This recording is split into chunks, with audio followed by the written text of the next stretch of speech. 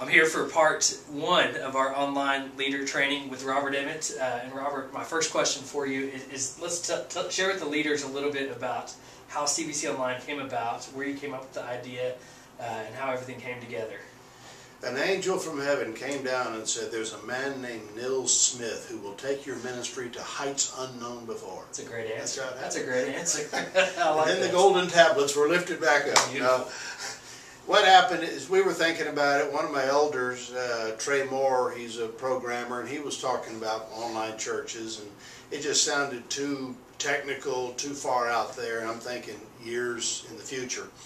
And Christopher and I were talking one day, and he had mentioned a guy that was in his seminary class, which was Nils, and just said that he was interested in online church. And I said, I can't believe I'd like to visit and just kind of get to know him.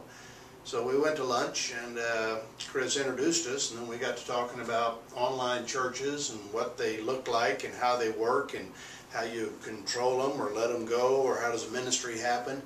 And it was about a 2-hour luncheon. And I walked away just pumped because what Trey kind of gave me conceptually, Nils put it in, this is a doable thing. And so it got me to thinking really hard about it. So that was the beginning of it. It was a luncheon, and then it was fast and furious, like everything we do around here. Yeah. A few weeks of, well, let's write this down. What would this look like? How would this work? What is the job description?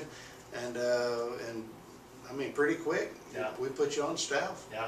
Yeah, and now we're 7 months into it. What do you get most excited about from what you've experienced in our first 7 months online? 2 things. One is to see the thing go from a couple of hundred people a week logging on to this past week we had over 6,000 people from, I think the last report was 128 countries around the world.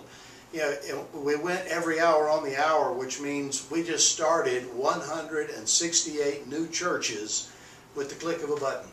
I mean, and they're connecting. People are logging on, they're listening to the music, they're paying attention to the message, they're chatting in the room. So, what I thought originally would just be kind of people would watch it and leave. I mean, they watch it, and a lot of them, they'll be kind of quiet and watch everything go on, but then they start chatting, and that to me is the ministry. I mean, they connect in ministry. In fact, a lot of times they connect more online than they would if they came to visit the campus here at 1604. You come in, drop your kids off, go to church, you sing a song, you listen to a message, pick your kids up, and you go. And you may not talk to anybody if you don't want to. But online church, you get to connect and communicate. So the growth potential is incredible, the cost efficiency is incredible, and the fact that we got people ministering to people all over the world. I mean, Nils sits here in his office with his little Apple computer, ministers to people all over the world. I mean, what would have taken weeks to go fly and get set up and get shots and all of that? I mean, you can talk to a group in Kenya, Africa, and communicate with them and do ministry. So it's just, to me, it has kind of boggled my mind how much ministry you can do online, and I feel like we've just tapped into. I feel like we've just kind of drilled the first well on this huge reservoir. Yeah, I agree. And I've got sitting right here on the table a New Believer's Bible going to Thailand. I've taken it to the post office on my way home today, and that's part of the exciting part of doing ministry online. Yeah, is how it really is worldwide. Robert, what would you share with our leaders? Just communicate to them as leaders, your hopes, your expectations, your desires for them. My hope is that you connect with the people that are wanting to be connected with, and there's a lot of folks out there, and as a leader, that part of the training is you have to learn when to listen, and sometimes when to advise, and sometimes when to refer. And there are people all over the world, and some of them have a lot of heavy needs, and when they latch onto you, you got to be careful. You can't go too far, too deep with them. I mean, there's ministers and pastors in their areas that can help them, but your job is really to be that front line.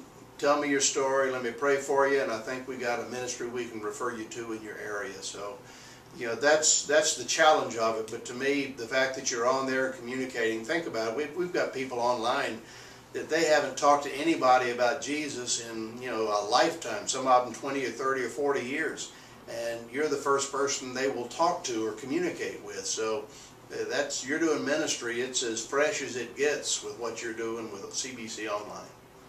That's great. That's a great word. I appreciate your leadership and your vision in this ministry. My pleasure. And we appreciate your leadership, and thank you for taking this step towards taking a leadership position with CBC Online. Thanks.